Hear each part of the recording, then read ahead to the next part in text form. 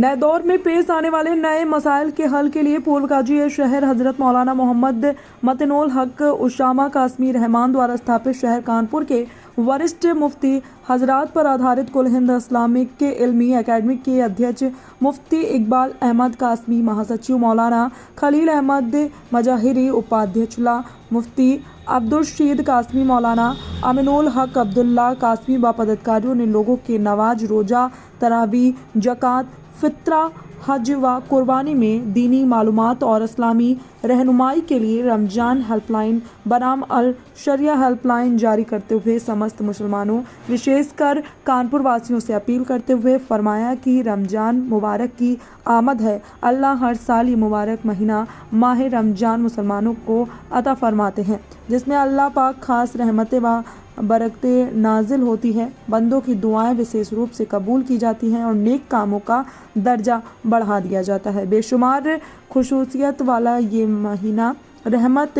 दो आलम सल्लल्लाहु अलैहि वसल्लम की उस्मत को ही अल्लाह पाक ने बतौर इमाम अता फरमाया है। दूसरी उस्मतों को ये नेमत नहीं मिली, इसलिए उस्मान मुस्लिमा का ये फ़र्ज है कि वो इसकी कद्र व शुक्रगुजारी में लापरवाही न करे। इस रमज़ान का सबसे पहला हक़ ये है कि वो इस माह का एहतराम करे और रमज़ान मुबारक के खुसूसी आमाल को बहुस्न व बखूबी अंजाम दे। रमज़ान मुबारक के खुसूसी काम रोज़ा, तरावी, शब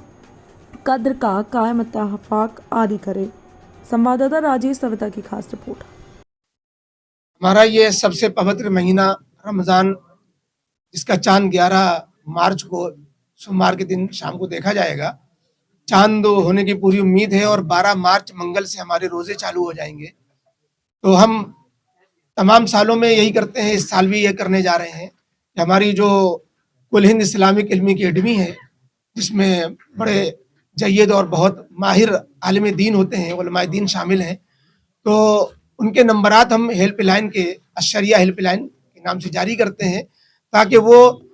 रमज़ान से जुड़े हुए जो भी मसले हैं, और रमज़ानी से नहीं बल्कि दीन से जुड़े हुए जो भी मसले उनको ज़रूरत हो, तो वो ताकि उनका रमज़ान अच्छा से अच्छा गुजरे। तरावी, रोज़ा, ज़कात, ये सब उनके जो है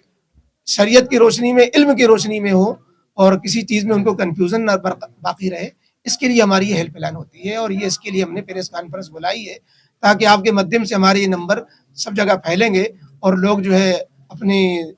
नमाज, रोज़े वगैरह सही करेंगे, तो उसका जो है सवाब हमें भी मिलेगा और हम लोगों के लिए नफ़ा का ज़रिया पहुँचा सकेंगे।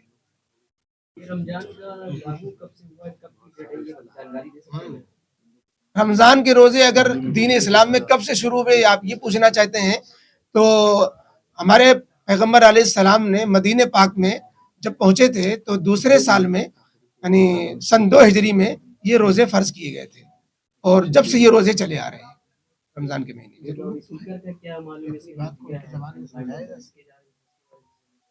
जी, लाउड स्पीकर में हम तो सिर्फ यही कहते हैं कि कानूनी दायरे में रहते हुए, बाकी इस पर पूरी बात तो हमारे मौलाना अमीनुल हक अब्दुल्ला कासमी साहब ने कर ली है। हम सिर्फ इतना कहेंगे कि कानूनी दायरे में रहते हुए और पास पड़ोस वालों की दुख दर्द तकलीफ का ख्याल रखते हुए जितनी सी ज़रूरत पूरी हो जाए उस हद तक जो है हम अपने लाउड स्पीकर का इस्तेमाल करें, किसी को कोई शिकायत ना हो, तकलीफ ना हो और मकसद भी पूरा हो जाए, उतना यूज़ करें लाउड स्पीकर का। ज़रूरत से ज़्यादा बिल्कुल इस्तेमाल ना करें।